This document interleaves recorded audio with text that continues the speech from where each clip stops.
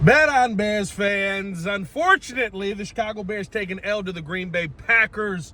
But I want Bears fans to not sit here and have their heads in their laps. I'm going to be honest with you. Listen, I'm just not leaving ESPN, just leaving Fox. And I had to come on here and have this conversation with you because, to me, this is not a game for you to be ashamed of. This is not a game for you to feel like, oh, God, we are the same old Chicago Bears. The same old Chicago Bears don't go down to the wire and have an opportunity to win the game at the end of the day and have a perfect play call. I'm not going to say a perfect play call. I think I have my own questions with the play call, but have a play call drawn up that should work if you are able to put enough lift on the ball there. Caleb Williams just got to throw a better ball. He said as much. When you have a game where it comes down to things that are very fixable that you can do, I thought that this game not was lost, but was put in a very tough position the second that Josh Jacobs makes that big run at the 30, turning what should have been probably a 3-yard loss into a 21-yard gain.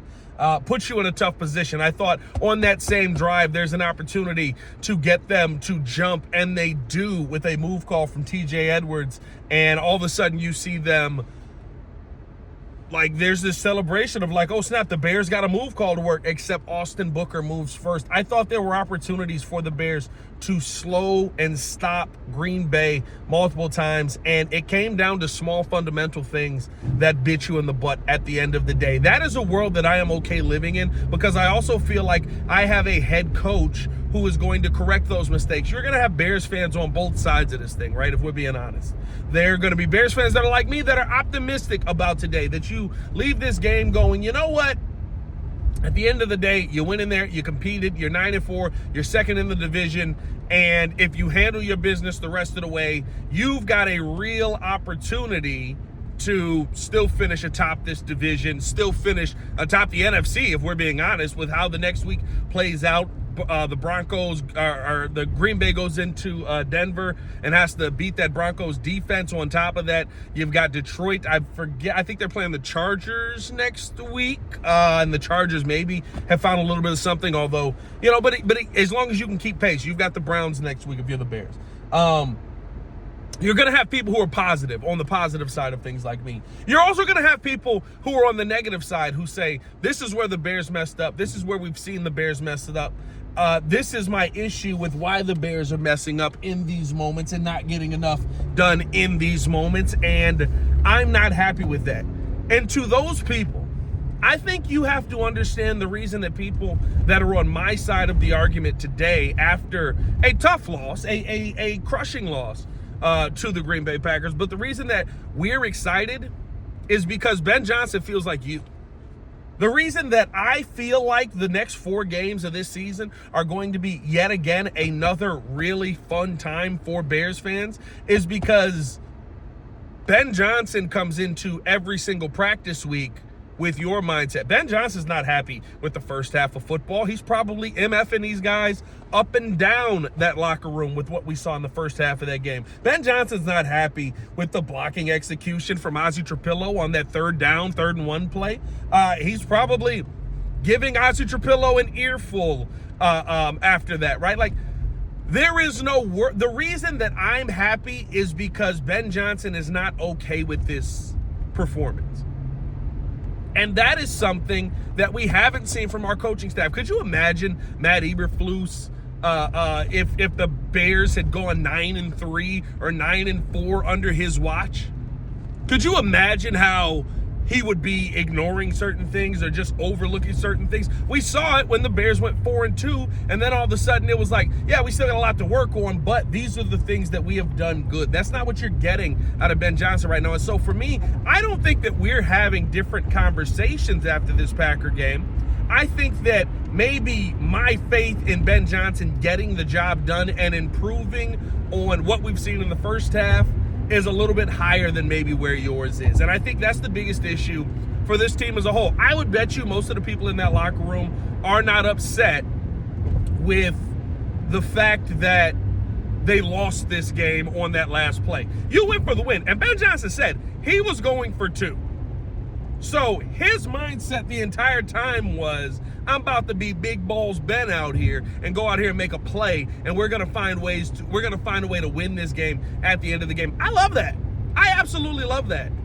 Like, you have a head coach and call the timeouts, put Green Bay in a tough position if you do get that touchdown, to not be able to kind of win that game in that situation. Like, those are the things for me that, again, I love about the play calling that we've seen out of Ben this year. And I think there's some people who look at the first half play call and say that wasn't good enough. Everything you saw in the second half was a setup for what we saw in the first half. The execution needed to be better. I'm not saying the execution didn't need to be better, but like, I feel like there's a lot of good still to take from this game. But for the people who are a little bit more down, who feel like the Bears sitting at 9-4, second in the NFC North, isn't good enough, and that this team should be better by now and they should have all the answers within this division, Ben Johnson feels that way too, and it's why I feel really good finishing out this season, heading into next week in Soldier Field versus what's going to be, what I'll say, a tough game versus the Cleveland Browns. Like, you've got Myles Garrett coming to town. Myles Garrett gets after quarterbacks and does mean things to them. I need you to protect my quarterback. There's a lot of improvement that needs to happen from this game, but I don't leave this game feeling like the world is ended for the Chicago Bears and they have been figured out. Now, I will say this, and this may be something where, you kind of look at it and say there's a lot that's been figured out here. The Packers attacked you with 3-by-1 3 times on touchdown plays and got all of them. You got to figure out what that was if you're Dennis Allen in this Bears defense. There's a lot that needs to be improved there. I'll say this, there's a lot that lacks desire on that side as well. But I don't leave this game feeling like, oh my God, same old Bears. They can't figure it out. They'll never be able to beat Matt LaFleur and the Packers. I think you had a lot of answers. I think you had an opportunity to take the game into your hands. You went for a kill shot, and you didn't get it. And unfortunately, when you miss those kill shots, you sit here with a loss. But I love the fact that you have a head coach that puts your team in a position to go for that kill shot, and you had multiple opportunities to get it. Now, as far as the final play goes, there's a lot of people that have been losing their minds over this. I have talked to multiple quarterbacks about this since then. I have talked to J-Mac, of course, live on the air. A couple of things here. Number one read is DeAndre. So first things first, we're saying it's the same as the Philly play. There are some stark differences in this play. In the Philly play, Colston Loveland and DJ Moore are in different spots. On that play, where Colston Loveland is at, he's on the right side of the line. When DJ Moore does it versus Philly, DJ Moore gets out, gets across, and that underneath route is what draws the safety away from being able to make the play. Deep pass there to Cole Kmet, touchdown, puts the game away. In this one, because of either when Caleb snapped it could be a Caleb Williams issue, when Caleb snapped it, or because Colston Loveland didn't get to the right spot in a timely manner, he does not get to the point where he can come across the formation and draw Nixon away from the play by being the underneath route on that. So that's the first thing. So there's a couple of differences there. When you look at Swifty and how he got out, right? Like, maybe there's a little bit more of a delay this week than there was last week because Swifty gets covered up pretty quickly. Swifty's the first read on that play. Read number 2 is Cole Kmet. Here's the bottom line for me. And I saw some people say, well, read number 2 is run. Caleb probably didn't feel like run is an option. There's 4 guys standing there right by the first down marker. All right, fine. Read number 2 is Cole Kmet. We all agree Cole Kmet is open. Caleb Williams says, I need to put a better ball there. I think we all agree Caleb Williams needs to put a better ball there. Caleb went through the progression, made the right read, needs to throw a better football on a play that we have seen him hit. Sometimes that happens. I'm not losing my mind on that play. I'm not saying that's a bad play call. The only knock I have on the play call is, to me, I would have probably run that to the right and not to the left because Caleb Williams was cooking, going and rolling out to his right. It's the only reason that I would have wanted to see Caleb Williams do that to the right and not to the left. He was on that right hash there. So, like, outside of that, I thought that everything else that you saw in the second half of this game, first half had its issues, but in the second half of this game, I thought that you saw a team that bounced back, that was resilient, that had a ton of fight, and a passing offense that was the reason that you were in the game.